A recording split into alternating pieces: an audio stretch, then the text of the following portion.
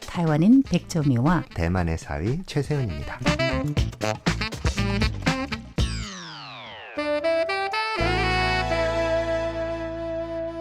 안녕하세요. 타이페이 토크 최세은. 백조미입니다. 최 교수님, 네. 예전에 문학소년 저 아직도 기억이 납니다. 옛날에 지금도 문학소년입니다.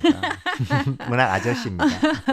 제가 왜 오늘 갑자기 문학 이 얘기가 나오냐면은 물론 네. 꼭 문학이 아니더라도 이건 있어요. 그게 네. 바로 책입니다. 그렇죠. 근데 좋아하는 책들의 이런 장르도 다를 거고 네. 그런 거 있잖아요. 문학이 아니더라도 만화 보는 사람 좋아하는 사람 있죠. 만화. 그럼요. 만화 좋아하세요? 만화 좋아합니다. 저 솔직히 어렸을 때부터 만화를 안 봐요. 아주 어렸을 때서부터 네. 마음속에 네. 노인의 영혼이 들어가 있는 느낌. 지금 생각을 해도. 문인의 영혼이 있으세요. 문인이 아니에요. 제가 알고 완전 있습니다. 노인이에요. 노인.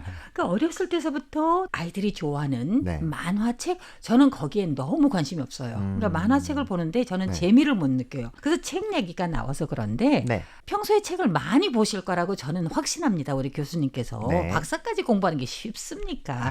저야 뭐 겨우 대학 나와가지고 아이고. 공부는 덜 했지만 책을 네. 참 좋아하는 사람이거든요. 네, 그러셨군요. 근데 이제 책을 한꺼번에 많이 보는 게 당연히 서점이 제일 많겠죠. 그렇죠. 그거 외에 국내외 도서 더 많이 보는 게 네. 바로 북페어라고 해서 도서전.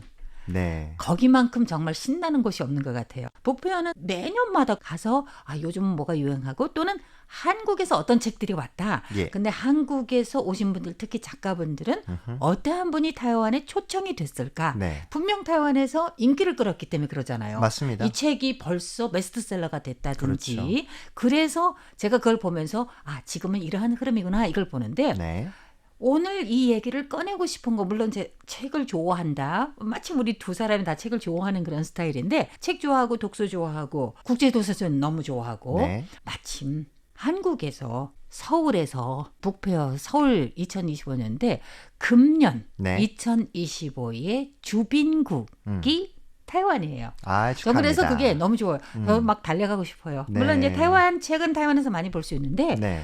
그건 뭐냐면은 한국인에게 보여주고 싶은 걸 가져간 거잖아요. 그렇죠. 그게 그래서 저는 더 궁금했었어요. 사실 한국에서 관광객들이 오시면 가장 먼저 방문하는 곳 중에 하나가 장핀? 에슬라이트 스토어잖아요. 장핀. 네. 저도 그런 것 같아요. 왜냐면 에슬라이트 있잖아요. 그렇죠. 성품 뭐 네. 장핀이라는데 네. 그 서점은 너무 대단해요. 창업자 그분님이 네. 돌아가셨어요. 네. 근데 그분이 참 대단한 게 장장 15년 계속 손해만 보는 거예요. 그렇죠. 그런데 네. 그 책에 대한 애착 네. 그리고 나는 이 서점이 그냥 책만 사러 오는 게 아니라 네. 와서 그냥 땅바닥에 앉아서 그렇죠. 어디 기대어서 맞아요. 그냥 책을 다 펼쳐보게 해요. 네. 책을 진짜 다 펼쳐보게 할 정도면은 보고 지저분하게 만들고 네. 싫어할 것 같은데 손해 막심이죠. 진짜 손해 많이 봐요. 근데 이분은 그렇게 했어요. 맞아요. 게다가 분위기도 너무 좋고 근데 그렇게 고생해서 겨우 이번 손해는 안 보지만 네. 앞에 그 손해 본 게 얼마입니까? 그렇죠. 네. 그 집 몇 채 날렸죠. 그렇군요. 그래서 그분이 그렇게 하고 또 이제는 그 따님이 사장이 돼서 맞습니다. 경영을 하긴 네. 하는데 여전히 어렵긴 어렵습니다. 네. 그런데 참 좋은 곳이에요. 대만의 문화적 자존심이고 너무 정말 좋죠, 예, 그죠? 대만의 네. 특히 타이베이의 이 문화를 이끌어가는 일종의 시그니처 같은 랜드마크라고 할 수 네, 있죠. 그리고 또 24시간 서점 전부 다는 아니지만 네. 상징적인 이런 중요한 랜드마크 이런 네. 곳에 정핀 그렇죠. 에슬라이트의 24시간 서점은 존재합니다. 네. 이 존재하도록. 대만의 책들이 또 굉장히 예뻐요. 이 커버가 네. 너무너무 예쁘고 네. 제가 이제 여행의 두 가지 장소가 네. 하나는 대학, 하나는 서점입니다. 네. 저는 네. 서점 플러스 박물관. 그렇군요. 가서 그 학교에 네. 이제 학식을 한번 먹어봐요. 네. 그러면서 학생들의 얼굴을 봅니다. 네. 그러면 그 학생들이 공부하는 게 너무 찌들고 힘들고 그러고 미래가 없어 보이면 애들이 밥 먹는 것도 죽상을 쓰고 먹거든요. 그렇죠. 그런데 미래가 있고 공부하는 게 즐겁고 뭔가 여기에서 뭔가 삶을 정말 새롭게 만들고 있다라는 느낌이 드는 친구들은 밥 먹으면서도 그 기쁜 얼굴이 눈에 보여요. 그래서 저는 항상 그 두 가지를 가는데 이 대만에서의 에슬라이트 스토어, 예, 우리는 이제 전핀이라는 말이 좀 어려워서 에슬라이트 스토어라고 부르는데 거기에 가보면 사람들이 정말 진지하게 책을 읽고 네. 또 아름다운 책들을 보고 이런 부분들이 정말 멋집니다. 저도 항상 갈 때마다 왜냐면 저는 거의 매달 한 권씩은 사죠. 네. 그런데 갈 때마다 보면은 남녀노소 그러니까 나이, 맞아요. 성별 이런 네. 관련 없이 맞습니다. 어린이도 있고 네. 책을 펼쳐보시는데 맞아요. 그게 그냥 건성으로 보는 게 아니라 진짜로 정말 진지하죠. 진지하게 이걸 보고 있어요. 그리고 네. 당연히 저는 책을 삽니다. 타이완의 국제도서전이요. 1회 네. 타이페이 국제도서전. 주빈국이 대한민국이에요. 아. 우리가 얼마나 한국을 그러네요. 좋은 친구라고 정말 생각을 하겠어요. 그죠? 감사하네요. 그러니까 네. 굉장히 상징적인 거예요. 그러네요. 그 20년 전이. 정말로. 서울 국제도서전에 대해서 꼭 말씀드리고 싶은 거는 네. 20년이 흐른 후에 너무 반가운 게 타이완이 드디어 음. 한국에서 주빈국이 됐다라는 거예요. 앞뒤로 딱 20년 차예요. 아하. 이게 얼마나 대단한 그렇네요. 좋은 것 같아요. 그죠? 네. 그래서 문화부라든지 문화 콘텐츠 네. 저기 아까 타이카 타이카 얘기하셨는데 말씀하셨- 거기서도 좀 원하는 게 바로 뭐냐면은 타이완이 그동안 한국하고의 이런 교류 좀 더 많은 협력을 위해서 네. 노력 많이 해요. 네. 그래서 우리는 한국과 협력하고 싶다, 그렇죠. 교류하고 싶다 이런 걸 네. 보여주고 또 노력도 하고 있는 걸 알 수 네. 있고요. 네. 그거 외에 이번에 한국으로 간 작가만 작가 정말 유명한 대만의 작가들이에요. 작가들이요. 20여 명이에요. 아오. 그리고 만약에 콘텐츠 전문가 뭐 이런 사람들 그러면 네.